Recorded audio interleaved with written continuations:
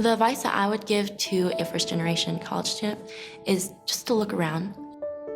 Even if you try college and you don't like it, just try it. Don't be afraid to get out of your comfort bubble. That's when good things happen. It's not always comfortable, it's not always easy. I mean, just going to college is breaking out of the comfort zone, but you can't just do it on your own.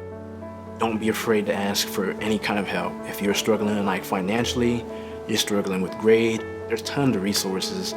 Use them, you know? Don't be afraid to get the help that you need. They have to do more than what's expected. They have to do more than more homework and more reading than the teachers currently give them. I mean, they have to be prepared, and to do that, you have to put it on yourself. They need to have a vision of where they want to be. You're gonna question yourself, am I good at this? But there's gonna be so many more days that you're gonna say, yeah, it was worth it. And those days, you know, surpass the bad days. It's not as tough as you think it is. It really isn't. It's definitely possible. And you can leave home. Leaving is a big jump, but if you focus on it, it's definitely possible. I would say to the professors who know they have first-generation students to intentionally reach out to them. Because it's already intimidating for a student to be on a college campus with a professor who has years of experience in front of them. And even when they need help, sometimes we don't feel like we can approach them. I think it's important for them to know who those first-generation students are and to intentionally go to them and say, if you need help, come to me. My advice to other teachers or professors that have first-generation students is that they need to see each student as an individual. Each student is there, and each student is different. They have different needs. So I always try to think of my son when I have a student in front of me. So if we individualize and say, okay, this is my son, how would I want somebody to treat my son? Befriend them in a sense, but you find out what makes them tick. You know, where are you coming from? You know, wow, find a little bit about, you know, their background, their culture, and maybe try to help them assimilate a little more. I think it's really important that first-generation college students come to the university campus and get connected through mentors, whether it be a peer mentor or a faculty mentor. They can help the student to become more comfortable with navigating their surroundings, and they're just a social support.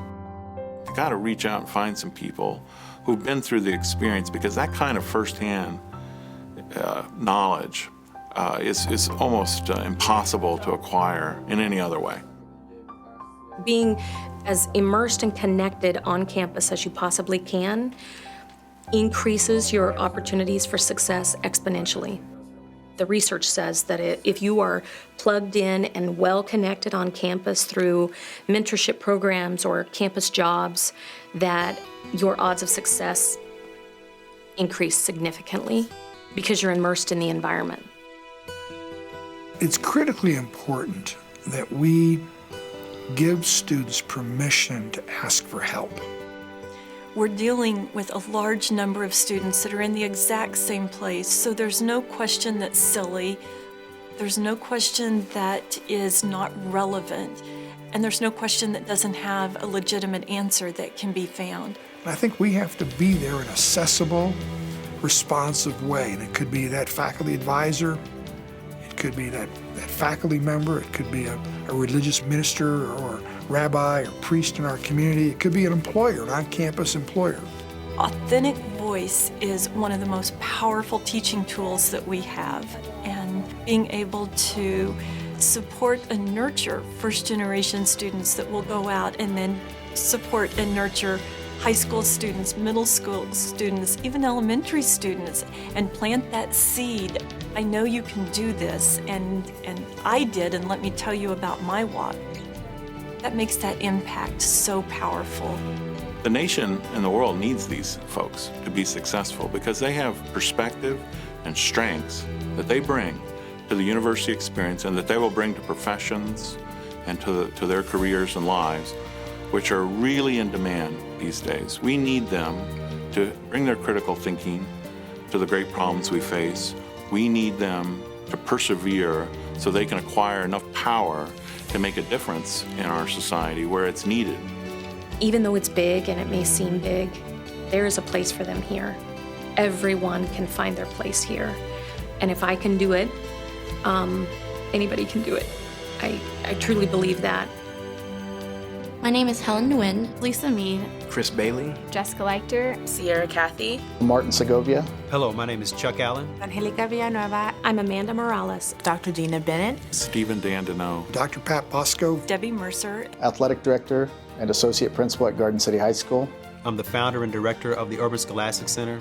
a physical earth science teacher here at Dodge City High School. Assistant Professor and Diversity Coordinator for the College of Education. I'm the Assistant Director of the McNair Scholars Program at K-State. I'm the Vice Provost for Undergraduate Studies. Vice President, Dean at Kansas State University. And I serve as Dean of the College of Education.